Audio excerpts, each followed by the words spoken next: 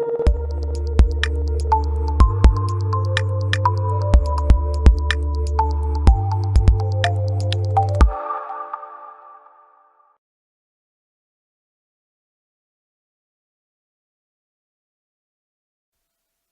right, I'm Jeff Daugherty, the Christian Whistleblower. Let's get right into part 3 of Paul and Elvis, the Angels of Aquarius, the 60s cultural false flag, whatever title we decide to ultimately put on this, that's what we're talking about.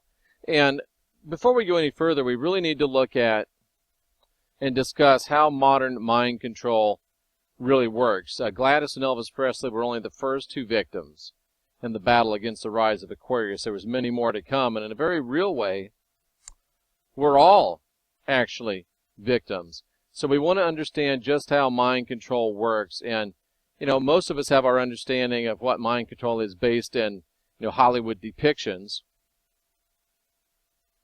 But contrary to what we see portrayed, the mind control subject is very rarely anymore hauled into a room, hooked up to electrodes, strapped into a chair. Now, those ideas and images are plants, and exactly what the mind control experts want us to believe their work normally consists of. But in reality, the subject or the person that's being mind controlled is rarely conscious of what is happening to them, and that's one of the things that makes it most effective.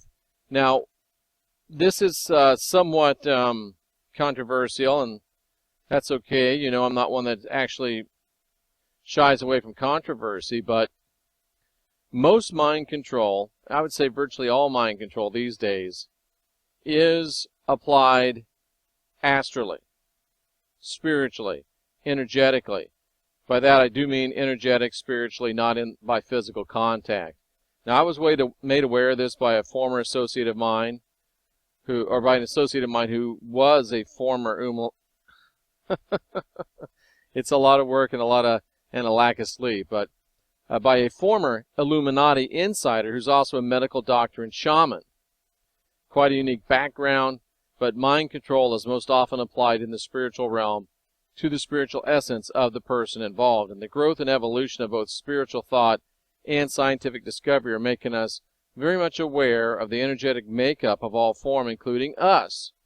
So we come to understand that the spiritual energetic part of us is at least as real as the physical part, really probably even more so.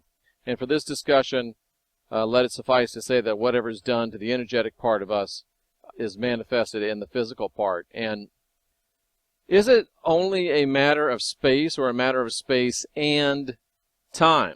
Now, continued study and meditation has raised another thought in my mind that I think we have to add to this discussion.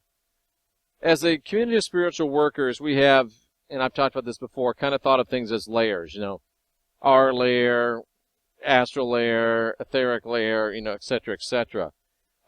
What if,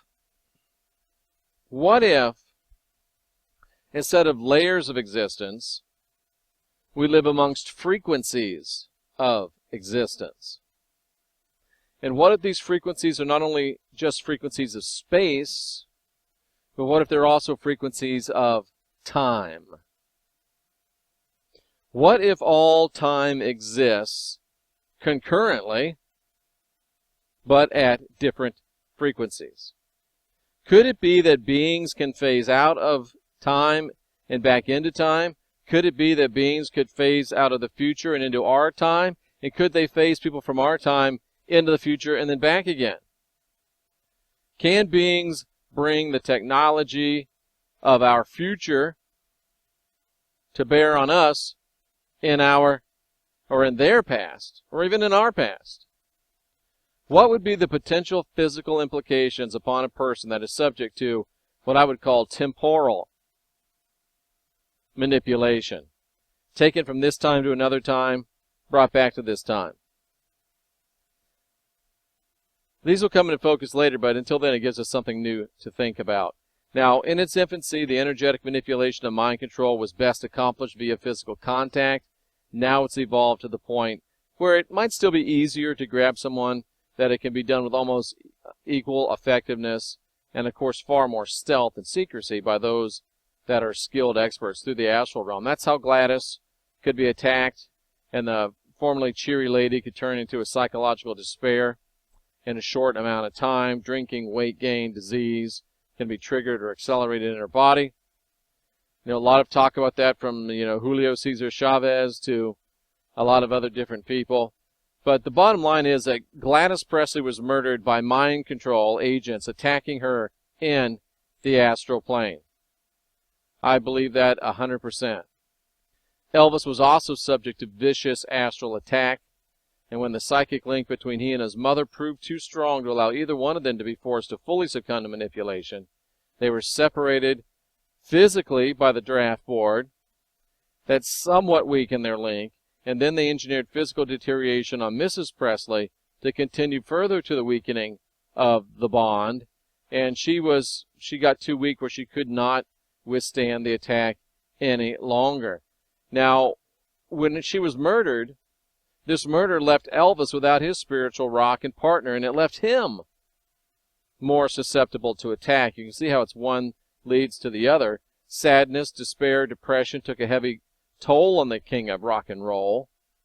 And sensing an opening, and with their puppet Colonel Parker helping him pull the strings, Presley's astral attackers added pharmaceuticals to the toxic assault, and this further lowered his resistance and opened him to even greater attack.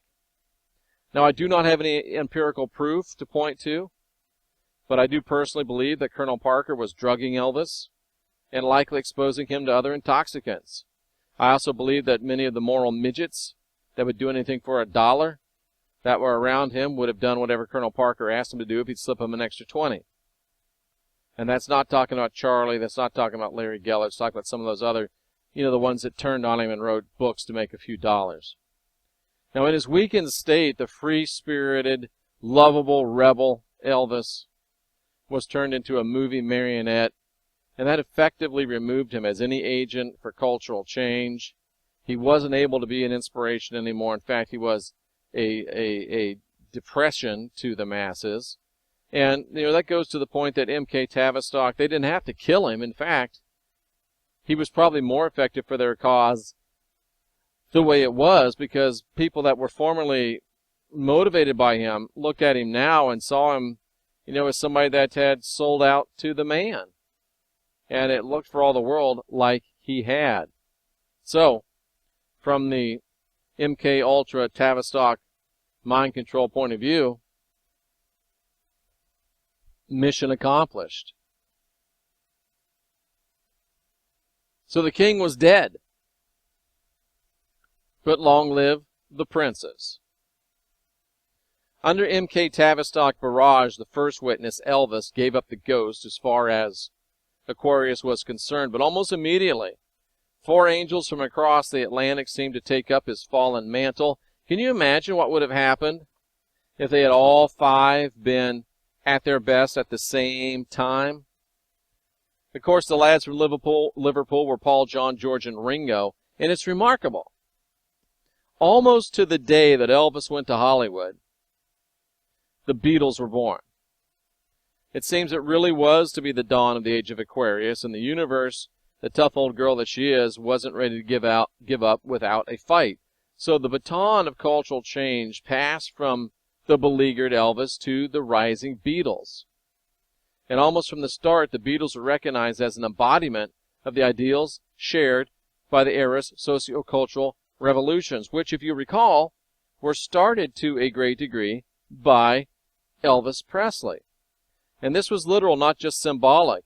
The Beatles were actually raising the vibration of everyone that listened to them and overheard them, so it was secondhand enlightenment or secondhand illumination, because the Beatles' music was played, the original Beatles music, up until Sgt. Pepper's, which will become very key, was played at around 432 hertz. And this is of very, very, very important significance. Actually can't be overstated. And astonishingly, this is, the 432, was preferred by both Mozart and Verdi. The frequency came to be known as Verdi tuning, according to musicologist Brian T. Collins. Now, there's a researcher named Tina Foster. And just to be complete disclosure, she and I had a big falling out over my first book. At one time, she was going to publish it, but we had fights over it, and I guess they were kind of fights, but we came to the place where we couldn't work together anymore, and she wrote me off, and I guess I wrote her off. But I still wanted to share her research because it is among the best. And she does add fascinating insight into this subject. And I'm going to share hers and interpose mine. So this is from Tina Foster. And she has the Plastic Maca blogspot. If you look her up, you'll find her. The elite, she says, have used frequency to exert power and control over the masses. And I found it very interesting that Tina said frequency. Even though she's thinking of frequency in terms of music, I'm wondering if frequency can also apply to both time and space, as we discussed earlier. Can you move people across time and space because all time is concurrent at different frequencies?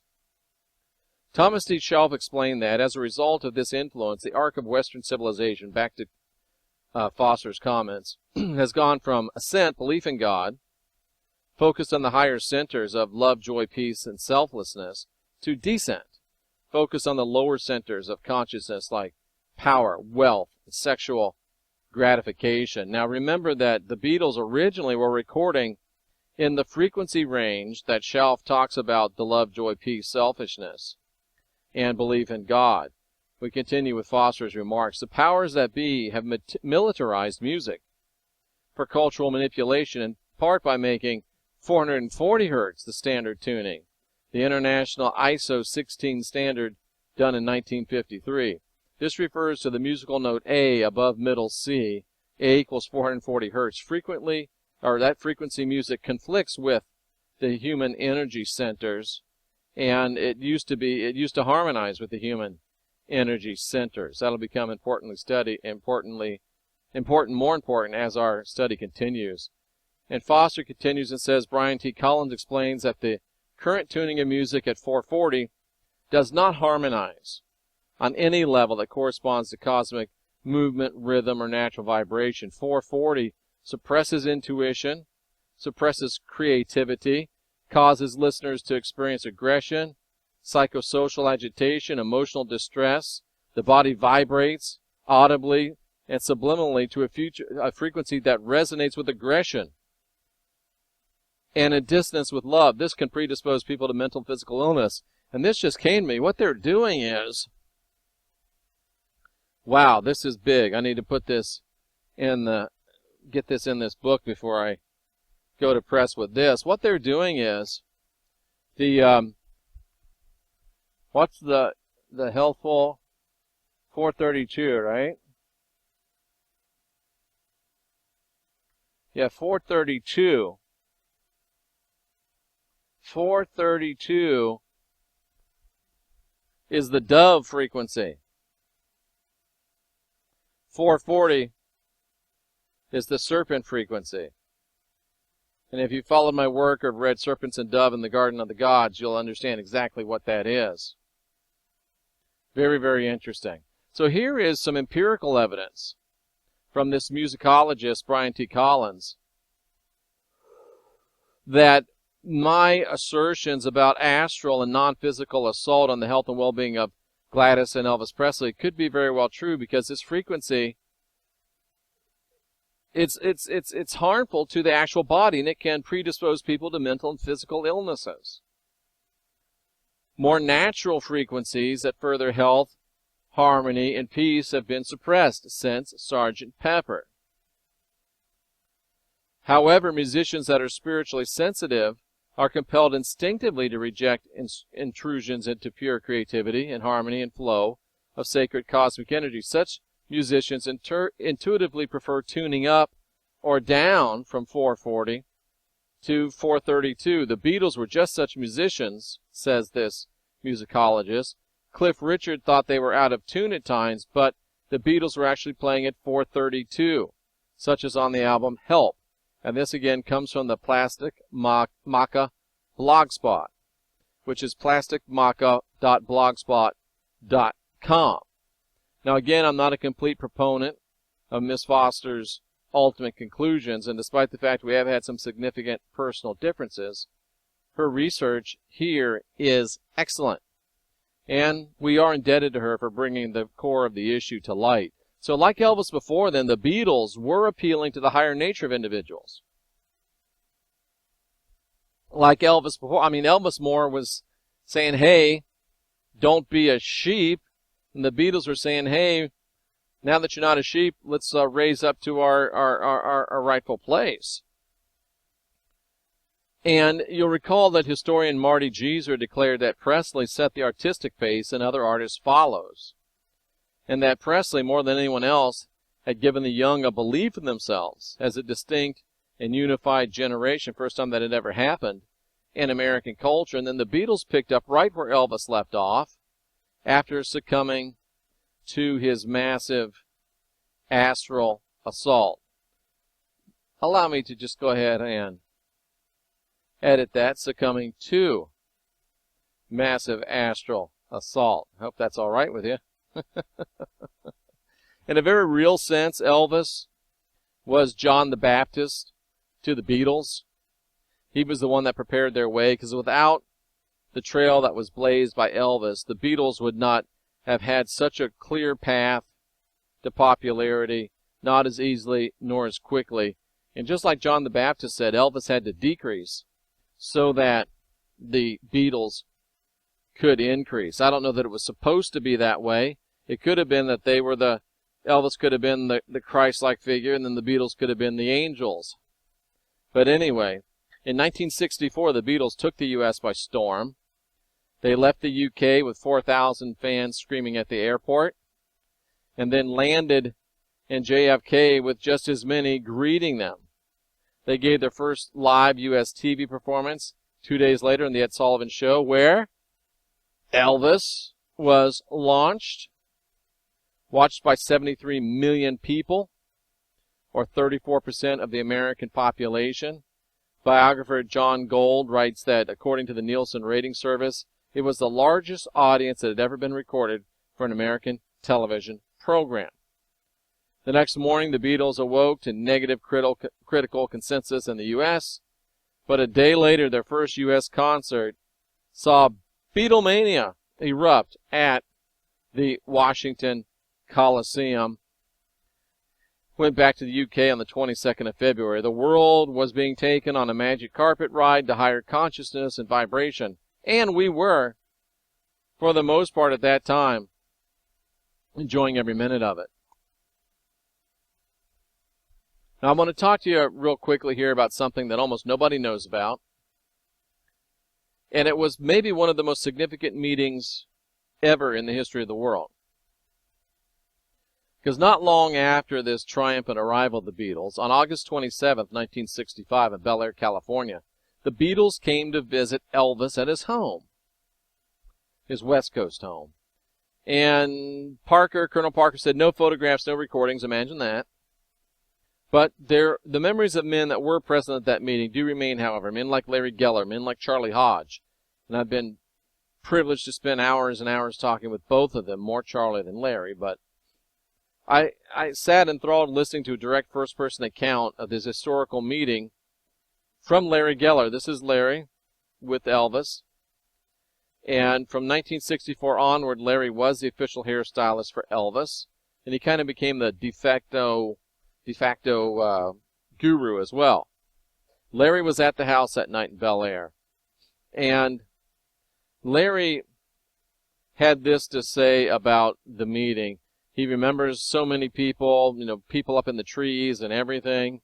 And Elvis was very nervous. He felt bad for the Beatles. He knew what they were going through. And he knew that he had lost his edge, Elvis did. And when the Beatles arrived, Elvis was sitting in a chair.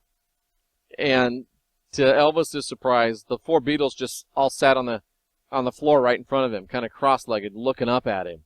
And there was so much respect, so much mutual respect and nervousness in the air that nobody said anything. And finally, to break the ice, Elvis said, "Well, if y'all ain't going to talk, me and Larry are going to go read some books." Everybody laughed, and that broke the ice. Now, there's been many people that have said, and I think Foster might even have said, or repeated this, because that Elvis was rude to them and said, "I'm going to go to sleep," or went to sleep.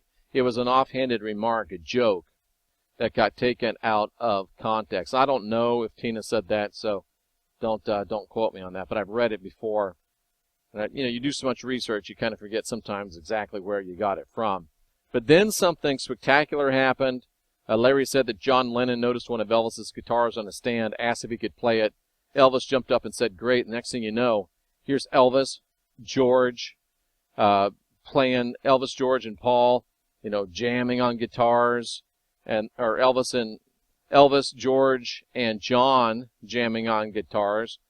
Paul didn't have any left-handed basses there. Ringo was off playing pool. So for hours, they jammed. Four guys who just loved music. And Larry said it was like hearing angels sing. And somebody said there might be a recording of that, and I'm working to try to get a hold of it. Wouldn't that be something? But Larry says that night really changed Elvis. This was late 65. And as soon as the boys left, Larry says that Elvis literally grabbed Colonel Parker, told him that was it. He was done with the silly movies. As soon as he could get out of the contracts, he's going back to live performances. He'd never sign another movie contract unless it was for serious, dramatic acting roles. The Beatles had come along and re-inspired Elvis. And the Princes had actually revived the King. And these guys had a deep abiding and understanding that they were more than just rock stars, that their music was more than just entertainment. They understood that they had a responsibility to the world. What a most amazing night that must have been. But within a couple years, as soon as his contracts were expired, Presley got out of the movies, exploded back into the music scene with the amazing 1968 Singer Comeback Special that we talked about before. He also returned to live performing, had a string of #1 hits, including Suspicious Minds, Kentucky Rain, and then The Ghetto. All were easily some of his best work in years, and maybe some of his best work ever. Elvis was back, confident, rebellious, had the swagger, arguably better than ever. Beatlemania was at stratospheric levels, showed no signs of slowing. The Beatles were at their best. Elvis was at their best. And the dark lords of the New Age, the MKUltras, the Tavistocks, they were scared to death. Something had to be done. These guys were feeding on each other's brilliance. The New Age beckoned, and the lords of MKUltra and Tavistock could not allow it to stand. I feel like I want to cut this off now, but let's go ahead and push on. And then Sgt. Pepper killed the Beatles. There was a sudden, dramatic, and inexplicable, until now, and it's actually another rather creative explanation has been offered. We're going to look at that. But sometime between 66 and 67, there was a dramatic, huge, titanic shift in the music of the Beatles. Elvis was back, 6 months away from his comeback special. This was also the height of the 60s cultural revolution. Just one little push, man, one little push from Paul and the Beatles could have sent the spiritual and social culture into the proverbial stratosphere. Everything was ready. I mean, Elvis was, that 68 special was Christmas time. Paul and the boys, they were right there. If they could have just pushed through, if Sgt. Pepper had not happened, what would have happened? I get goosebumps thinking about that. But just as everything was ready, Sgt. Pepper killed Paul. What do you mean, Jeff? Well, the release of Sgt. Pepper's Lonely Hearts Club Band in 1967 effectively put the brakes on the spiritual revolution of the 1960s. It was the Beatles' Elvis Goes to Hollywood moment. spiritually speaking. Not to take anything away from the commercial success, but spiritually speaking, it was the Beatles' Elvis Goes to Hollywood moment. Because with the album, Sgt. Pepper, the music of the Beatles changed forever. Verdi tuning, Mozart tuning, gone. And remember, it was that tuning that focused the higher centers of love, joy, purity, selflessness, and belief in the divine. The characteristic constant of the Beatles' music was suddenly replaced by what Wikipedia called an increasingly experimental approach as they recorded Sgt. Pepper's. And that's really nothing short of a staggering revelation, because Sgt. Pepper it changed the Beatles forever. And the real question is, why? Let's take a little look at it. Now, according to engineer Jeff Emmerich, the recording of Sgt. Pepper took over 700 hours. He recalled the band's insistence that everything had to be different. Microphones to the bells of brass instruments, headphones turned into microphones attached to violins. They used giant primitive oscillators to vary the speed of instruments and vocals. We had tapes chopped to pieces and stuck together upside down and the wrong way around. Think about that. The music of Sgt. Pepper was primitive, varied, chopped, stuck together, upside down, the wrong way around. 40-piece orchestra. Why was everything so different?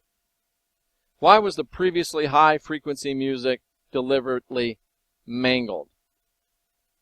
Well, for some reason, the Beatles had suddenly stopped trying to uplift consciousness and began to intentionally employ frequencies that experts say cause listeners to experience aggression, psychosocial agitation, emotional distress.